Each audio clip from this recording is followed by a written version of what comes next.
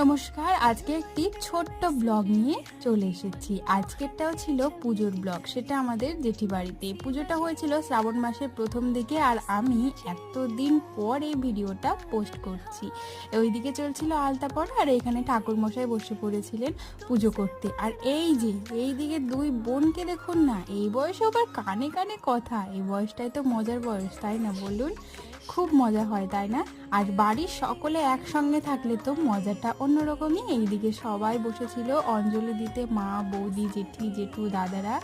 আর এইখানে ছোট মার তো দুষ্টুমি চলছেই। তারপর জেঠি ওকে একটা লুচি দিয়েছিল, দেখুন সেই লুচিটা কেমন করে খাচ্ছে। এখানে আবার একটু ঠাকুরটা প্রণাম করে নিলাম। আর শ্রাবণ মাসের প্রথম থেকে ছিল, আমার বড় বৌদির তো দোকানে এগুলো রাখে চুড়ি, তো বাড়িতে সবাই এসেছে, আর তখন বড় বৌদিও দেখছি চুড়ি বিক্রি করতে বসে পড়েছে।